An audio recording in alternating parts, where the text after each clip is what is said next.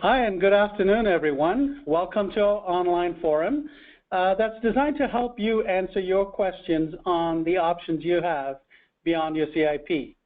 My name is Bipin Lakhani, and I'm the National Account Manager here at the Insurance Institute of Canada. We have a terrific panel here for you today, and thanks to all of you that submitted your questions while registering. We will get to those very, very soon. But first off, on our panel, I'd like to introduce them to you. We have Angela McEldoon, Manager Insurance Operations Support at ICBC. Angela just completed her FCIP, and I'll turn it over to you, Angela, for a quick intro. Good afternoon, everyone, and greetings from the West Coast. My name is Angela McEldoon. I'm a Senior Manager at ICBC, where I've worked for over 29 years in various roles on both the front lines and leadership management roles in claims, contact centers, even a short stint in HR, and now I'm in the Insurance Sales and Service Division. I have a BA from UBC, and I obtained my CIP in 2012 and moved directly into the FCIP program right afterwards. As Bipin said, I just finished the FCIP program in April, and I'll be attending our convocation in Vancouver in November. I'm happily married, also coincidentally, for 29 years, and we have one grown son. I am also an ambassador for the Insurance Institute of Canada, and I love to talk to people both inside and outside of my organization about professional designations like the CIP and FCIP. I do a lot of mentoring and coaching, so this is right up my alley. I'm very excited to be here today. Wow, thank you very much, Angela, and we're glad that you're here as well to share your experience, certainly, with everyone out there. Next up, we have Zach Tisdale, and Zach is an operations analyst at the Commonwealth Mutual. Zach is currently finishing 2 of the 6 FCIP courses. Zach, how about a few words from you? Hello, everyone. Hi, as an operations analyst with the Commonwealth, I conduct a lot of data analytics, make recommendations for our systems, help with the product development and pricing, liaison with the actuaries quite a bit, and a lot of our management staff and executives to help them develop their strategic planning, get some figures, and able to understand the data and trends that are occurring within our insurance portfolio as well as within our operations. I got my Bachelor's of Mathematics from the University of Waterloo in 2012 and then completed the CIP designation in 2015 and as well immediately moved into completing the FCIP, and I'm currently taking the Financial Management course as well as the Enterprise Risk Management course simultaneously, which has been a lot of fun as a math geek. That's pretty gutsy that you're doing 2 courses at once too. Good for you that you can manage that. I'm going to introduce our third speaker shortly, but I just want to remind all of you that if you have additional questions, please submit it in the question bar on the right-hand side of your panel, and we'll get to those over the course of the forum as well. We are thrilled to have our very own President and CEO from the Insurance Institute of Canada, Peter Holman, as our third panelist. Peter has been at the helm of the IIC for approximately 15 years and comes to us from the industry, from various areas. So, Peter, just a few words about yourself. Sure. Thanks, Bipin, and good afternoon, everyone. Delighted to be here. As you say, I spent a few years in the industry before I joined the Institute. And like most of our students, I completed my CIP and FCIP as a working adult, so slugging that out just like Zach did. So we launched this fellowship program a couple of years ago, and we're very excited about it. The feedback that we get, say, from graduates like Zach and Angela has all been very positive, so we're absolutely delighted with the fellowship program. Oh, that's great. Thanks, Peter. So what a lot of folks might not know that we at the Institute, and Peter more specifically, we actually report to the insurance industry. We are governed by an executive committee that is made up of generally presidents and CEOs from across the industry, and they take turns, and so Peter gets a new boss pretty much every year, but we do have various people involved that govern what we do at the Institute. So, Peter, safe to say you're in touch with the industry executives on a regular basis. So I'd like to ask you the very first question before we get into some of the other questions. What are these executives that you work with? They are obviously the bosses, so to speak, of the employees and the members that we serve. What are they telling you that they expect from us in terms of educating folks as they move from the CIP? Sure, that's a great question, Bipin. The fellowship program really, if you will, pulls the telescope back from, say, the specifics of underwriting a risk or, settling a claim like you'd experience in the CIP program, and takes a look at the business of insurance from a higher perspective. And one of the things, certainly the pace of change is accelerating, and the consumers' needs are becoming more complex. So whether it's cyber risk, flood, you got drones flying around the backyard or what have you, or autonomous vehicles. So they're looking for professionals who can identify these and other types of emerging risks and find solutions not only for their own organization, but for their customers as well. So they're looking for professionals who can take, real-world problems and solve them based off the knowledge that they've gained in the program. So they're really looking for that solid business knowledge, but specific to the industry, the financial issues that people should be aware of, what are some of the regulatory issues that are important. So really that business perspective specific to the industry and applying it. Well, that sounds like a ton of stuff. So what I'm hearing is that the program is designed to provide a broad perspective and applying some of that knowledge to solve some of these real-world issues that are facing companies today. Is that right? That's right. Yeah. Okay. So Angela, you've just finished the CIP. Did that provide you with the kind of experience that Peter alluded to? Absolutely. I really can't say enough about the program and my experience, and it was the FCIP, Bipin. In terms of the point that Peter made about the broader perspective on the industry itself, like the course did give me that lens into the P&C industry as a whole. But what I did also gain was valuable insight into other insurers and organizations that I wouldn't generally interact with.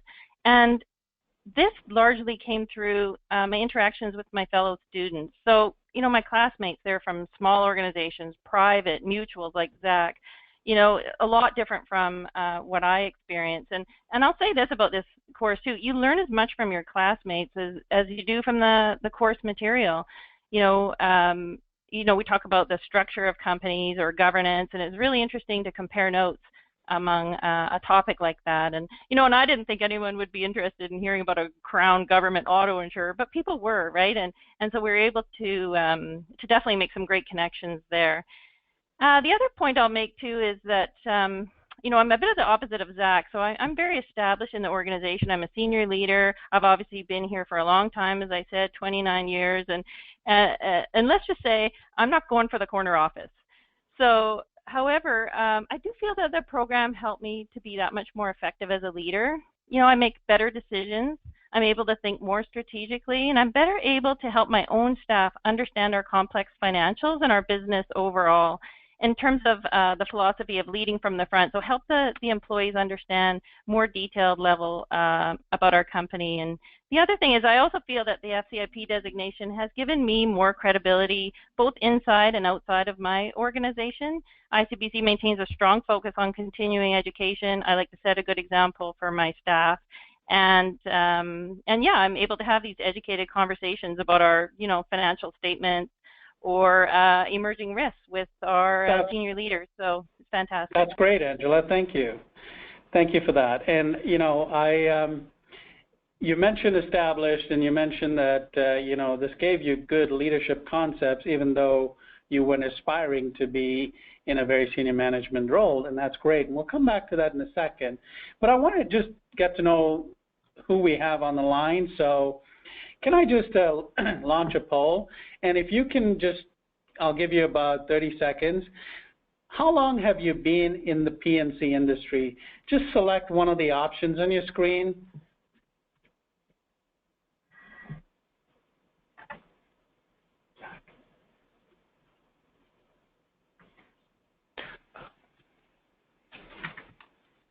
Awesome. The poll will close in 4 seconds. 3, 2, and we're done. So the majority of you have been in the industry 4 to 6 years, and the majority of you have been in the industry more than 10 years, and some of you 4 to 6, some of you 7 to 9. So when it comes to that, I look at Zach, who has been in the insurance industry for approximately 4 to 6 years as well. Zach, you haven't had the established relationships like a lot of people. So how have you been able to leverage the experience you've had, which is not a long experience, but to use that experience to share in some of the discussions and the posts that happen online throughout the program? Yeah, I think completing the FCIP has been great when I'm communicating a lot with managers and executives regularly, trying to better understand the complex issues that they might face, the emerging trends within the industry that they're dealing with. I found that the FCIP material is very relevant and timely to a lot of those events that are ongoing, as the online discussions for the FCIP encourage researching current news articles and being able to tie that back to the course readings and materials. So I find it's been a great way to really engage with management and executive on a higher level. So not having substantial experience has still allowed you the opportunity to share and engage in conversations, and I think people look at that. Absolutely. I think there's been a lot of opportunities to tie a lot of my day-to-day roles and responsibilities to what I'm learning in the FCIP material, and as well as to be able to recognize certain models, like strategic models or financial investments, when they are discussed around the office, and being able to digest and understand corporate strategic objectives a lot better, and how my day-to-day routine would fit into servicing that objective. Okay, well, so that just, there's a question that I have here coming in online, and it says, how does this program compare to a university level course or an MBA? And Zach, let me just keep you on the conversation here. You've had the most recent university experience, and you're working full time, and you mentioned that you're married, you got a life as well. So how do you find the intensity of the program, the work-life balance, and does it compare to a university level course or an MBA? I would say it definitely compares to that university level in terms of the amount of workload and hours that are normally required in order to complete the readings each week, in order to participate in some of the online discussions that are required throughout the week, and being able to handle some of the assignments that come up. I'd say it's been very similar to a university level experience, but it definitely hasn't been overwhelming, especially even taking 2 courses right now. It means I need to dedicate some hours in the weekend during each evening and have some time available on the weekend in order to keep up with the material. But I found I've been able to handle that material and even apply it, what I'm learning currently, in my day-to-day roles. Wow. Okay. Well, that's great. I've got another question here, and the question seems more along the lines of people. And it says basically, I've been through my CIP, and I took them, in programs where it was in a classroom, I worked with people, I had the opportunity to network. The FCIP program is an online program. So how would I be able to study without, having people around me? So, Angela, you've been through all the 6 courses, so can you tell us a little bit about how that felt to you? Because you mentioned that you met a lot of people throughout the program. How did that come about? So, great, Bipin. Yes, definitely I had, I agree with the question because at first I thought, well, it's online, like how am I going to have an interaction with others? I'm used to being in the classroom, but interacting with the others in the through the course was great. And in fact, there were some of us that were all from Vancouver, and we actually got together in person, and we had many study sessions and worked through some of the teamwork together right in person, which was really great. And we definitely, like I said, I've made some fantastic connections and even some great friendships. But within my own company, I actually reached out to quite a few individuals throughout the program. For example, for the finance course, I knew I was going to need help. So, I reached out to people. I actually met with our CFO, and she set me up. She opened doors for me to meet with people in our investments team, and so that I could sit down with them and learn how we actually invest our multi-billion-dollar portfolio. To senior leaders in finance, they helped me understand capital budgeting, and so I met with people from all around the organization, which was it took a little courage to reach out to them, but once I did, everyone was so welcoming, and that's something I would absolutely encourage everyone to do. Reach out to other people in your own company, and you'd be amazed what you find out. Everyone's so supportive. Wow, that's great. So you actually got investment tips from your investment people, huh? Good for you. They keep that door locked pretty tight. Zach, you mentioned you had a comment in here. Yeah, just one of the things I wanted to add is that even though it's not necessarily in the classroom, I found that the online forum provided a lot of flexibility in that you're able to log in at your convenience and, throughout the week in order to participate in the online discussions, when it's convenient for you, whether it's on your lunch hour or in the evening or sometime on the weekend.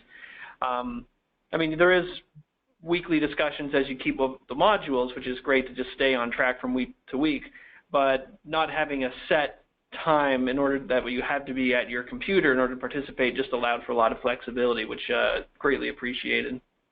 Well, and I think, having a program where you probably interact with people from other companies, but also from across Canada, that might help and give you an opportunity to connect with people that you didn't connect with before.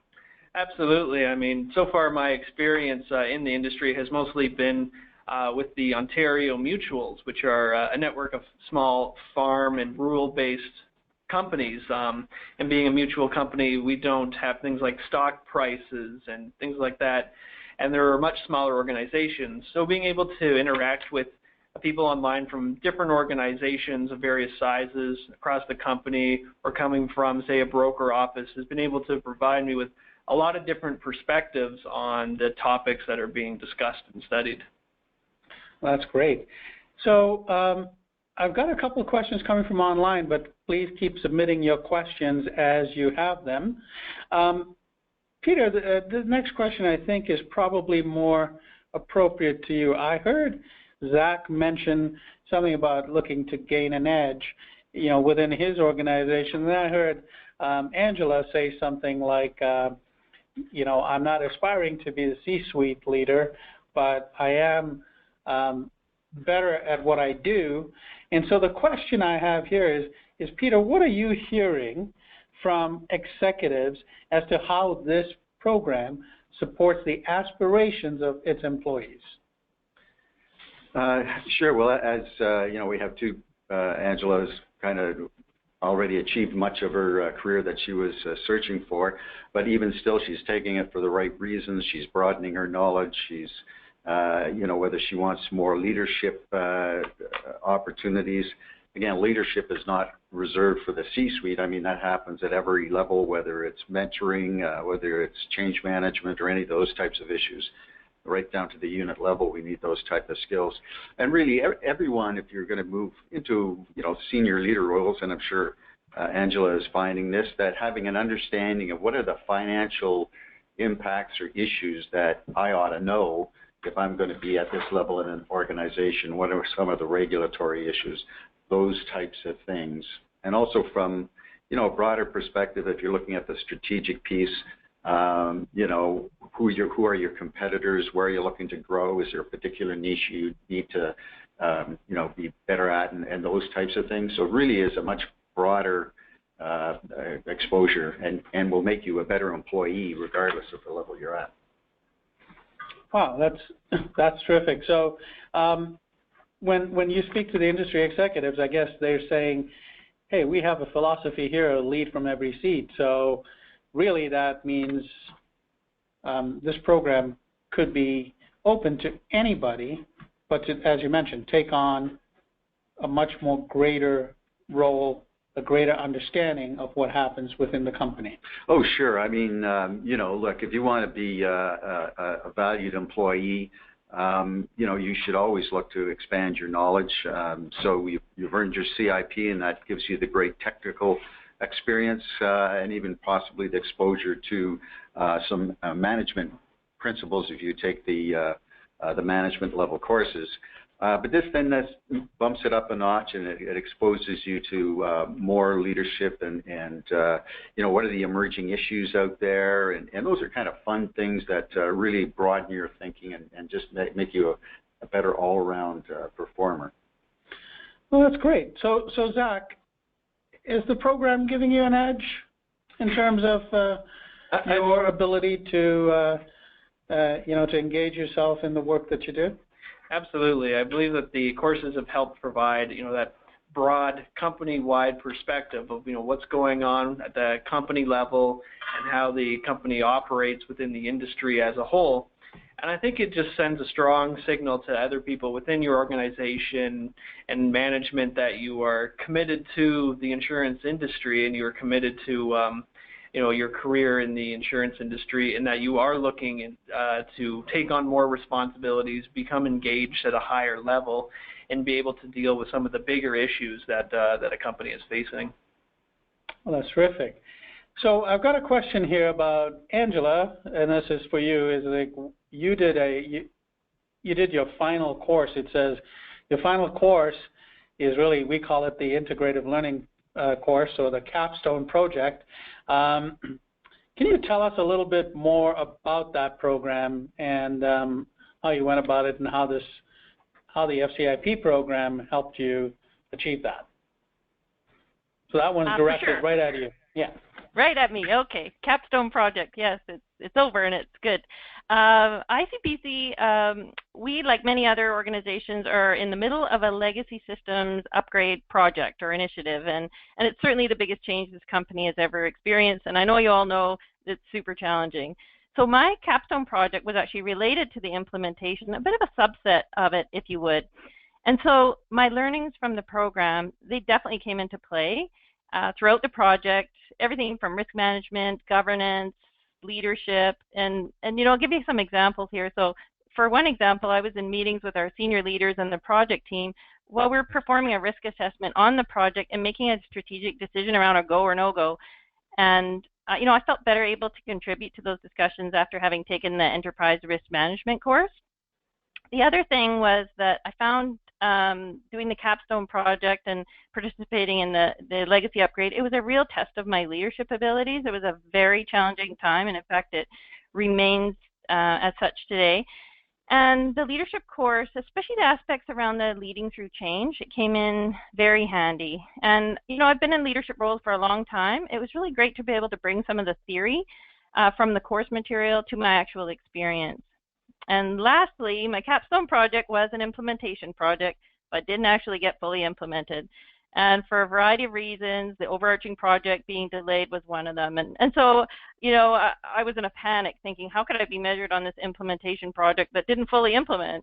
But in speaking with our professor facilitator, he advised, he said, the goal of the final course is to simulate a real world business experience. And it was sort of at that point I sat back and realized, everything that I went through was actually the Capstone project itself. That was the story. It's a real life experience. Things happen, they're out of your control, and you need to react.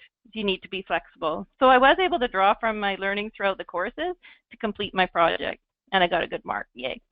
That's good to hear. So you kind of put it all together, and it just came to being. You know, one of the folks we had on a webinar earlier this year, he mentioned that he worked on a project, on the Capstone project, and it was on millennials entering the workforce, especially within his organization. And the way he phrased it, much like yourself, Angela, like what an opportunity to put your name, your legacy at the company you work for. It's an opportunity to give back, and you know, it really is that guided level of consultancy that you provide to the company that they wouldn't otherwise get. So thanks for sharing that. Really, really appreciate that. Peter, there's a question here, and I think this may be, again, probably for you. So how is this program different? I could get an education by taking a few courses here and there every year, or I have to take a designation program, which is a suite of 6 courses. How is that different? Well, it's a great question, Bipin, and really there's a whole lot of differences. If you take a look at the fellowship curriculum versus, you know, just an assortment of different courses, that curriculum was pulled together by CEOs in the industry and leading business professors, and we came together and developed a curriculum that, you know, while it's broad in terms of leadership and strategy and financial management and so on, we take it from that level and then pull it right down into the industry perspective. So what we've heard both from Zach and from Angela is they're using the material that they learn in the program right on their jobs, and that's absolutely fabulous. And you likely wouldn't get that if you just, you know, we're out there picking out an assortment of courses. And of course, as companies see this type of quality coming out of the program, they're going to look for someone with an FCIP versus someone that's just had that broader smattering of courses. So it's very structured, very structured in its approach, and it builds one over the other is what I'm hearing. That's great. So, you know, you've heard so far that this is an online program. It offers some flexibility. You can meet some people. It's a structured program. I'd like to launch a poll. You've heard some of these features on the FCIP program. So which of the following FCIP benefits appeals to you out there in the audience? And you can select one or more of these. Is it the flexibility? Is it the networking opportunity? Is it the business knowledge? Is it the strategic thinking? Again, let's take 15 seconds and select any one of these.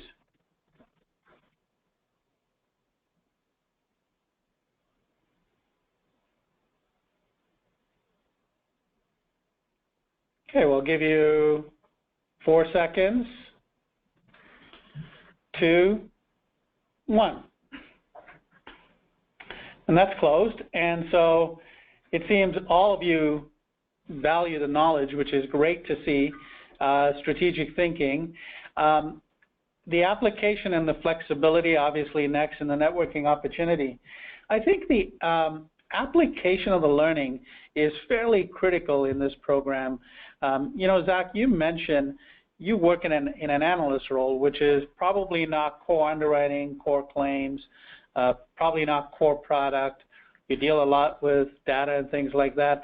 How are you able to apply this learning to what you do at work?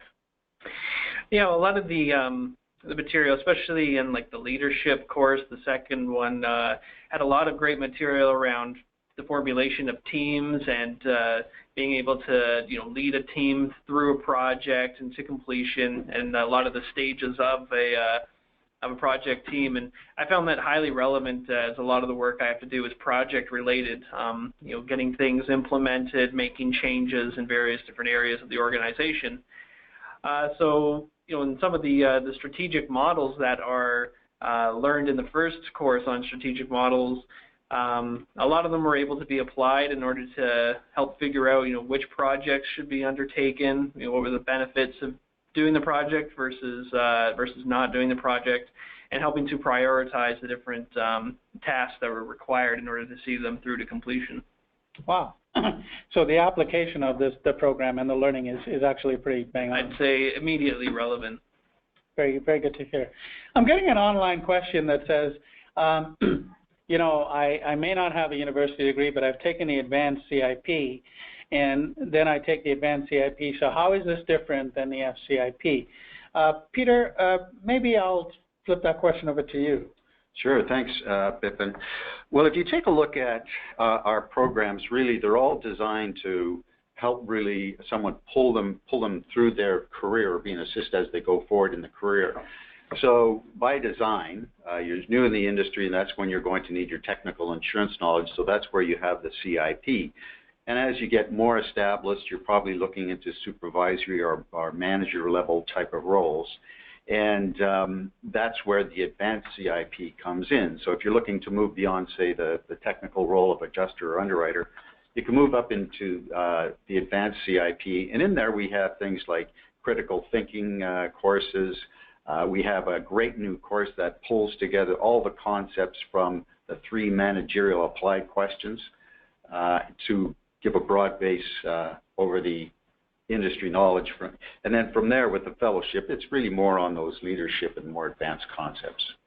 Okay, so what I'm hearing is that, you know, you've taken some technical knowledge and you've got some other learning through the advanced CIP that really prepares you to take the structured program to the next step. Sure, and so the idea is your first course might be taking one of the elective options, and that's really to, you know, in case you hadn't been involved in the CIP program, that's to reground you into what studying is all about. And then what we do is the remaining 3 courses are structured not dissimilarly to the fellowship courses, so that when you arrive in the fellowship program, you know, you've transitioned the way you learn from the CIP program through advanced CIP and into fellowship, because fellowship really is somewhat of a higher level of learning, not more difficult, just different, and at a more advanced level of learning, I would describe it, where you're not focused so much on the final exam, but rather the knowledge that you learn from your colleagues and doing the online assignments and working with a facilitator or a professor. So it's a little bit really more of an advanced level of learning. And, you know, you brought up exams, and I think it needs to be said because maybe not a lot of people know, but the final exams in the FCIP are worth only 30% of your full mark. And in fact, the last 2 courses have no final exam.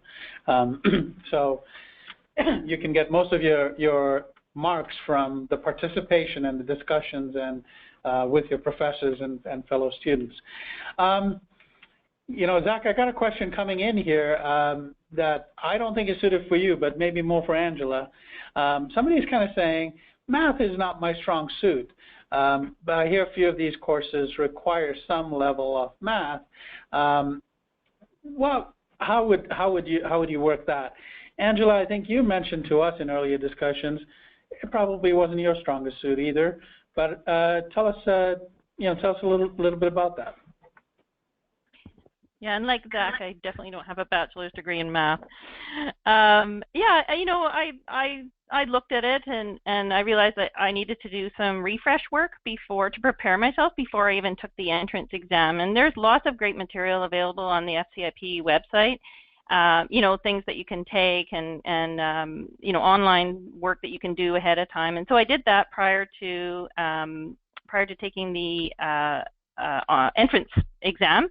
And then, you know, and then I also got some support throughout the course itself. But really, you know, it's just a lot of hard work, and it comes back, right? The math and everything. So everyone, you know, might be worried about it, but please don't. The finance course is actually super interesting. It's a lot about theory, and it's not just all about formulas. So if I could do it, you can do it. So you didn't really need to apply a lot of that in the exam? Not so much, no. Okay. And that's one of the things that I'm finding right now as I'm taking the finance course, which for me is a bit of a refresher, but it's not to say the intensity that university level, like pure finance course is at.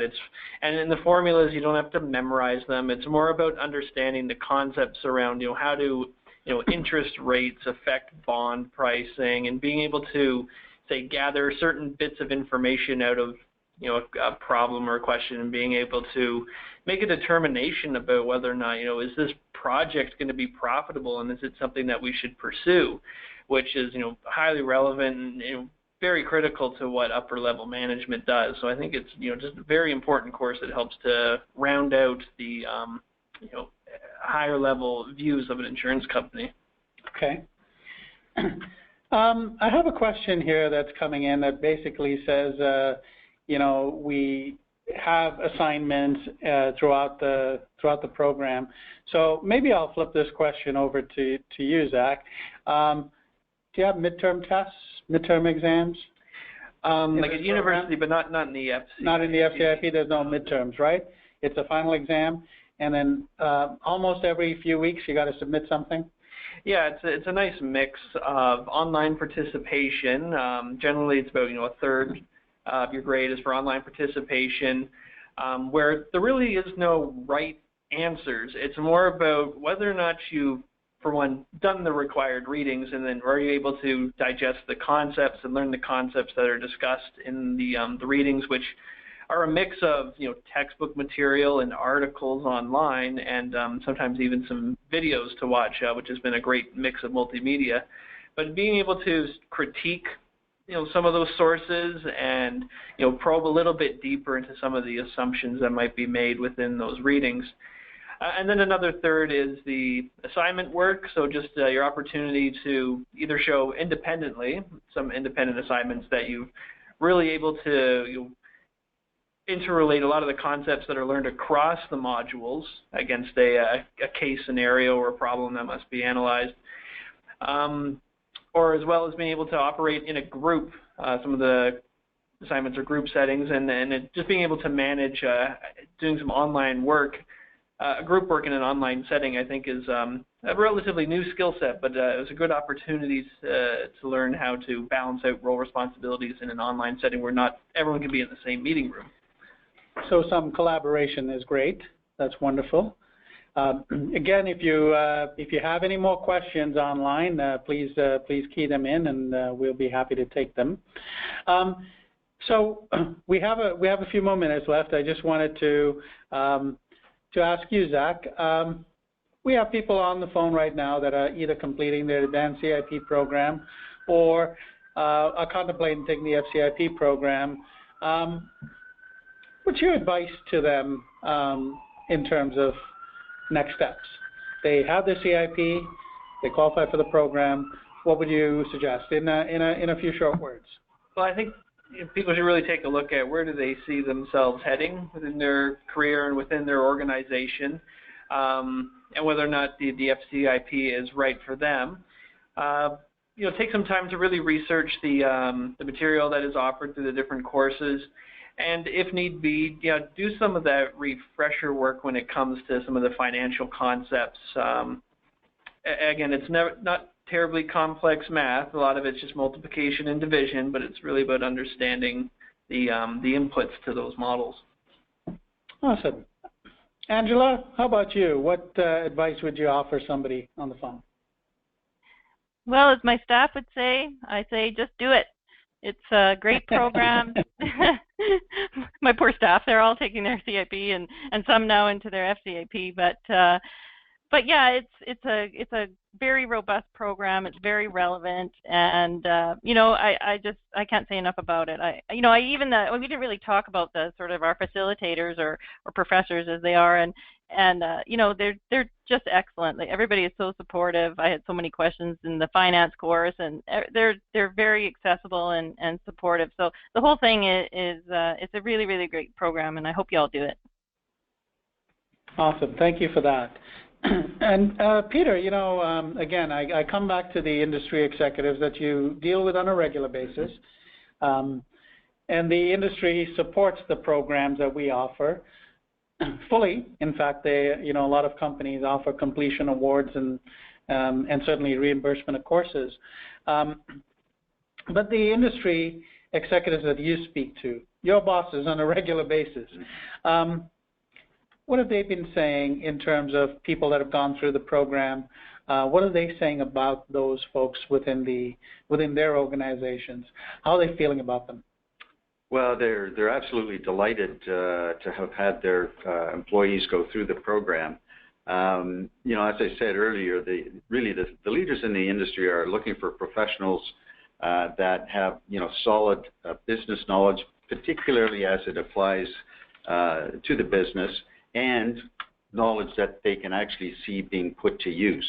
And we've heard in both Zach and Angela's case where that's actually what's happening. And even as the CEO of the Institute, it really makes me quite happy and proud of the job that we did, where people are actually, you know, using that material literally as they're working. So when I'm talking to the CEO, I'd like to be able to package Zach and Angela to come with me because we've both heard, in both cases, we've heard how relevant it is, and they're taking the learnings through every course and applying it.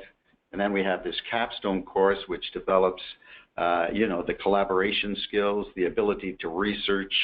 You're going to put a report together that will provide a framework that you can use likely for other research projects back in your own company. And then you're put in front of a small panel to present your final paper.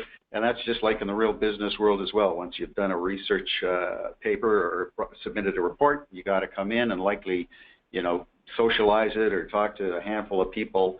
So these are real world learning opportunities, and the material is really very appropriate and very applicable to the work they're doing. That's awesome. Thank you so much.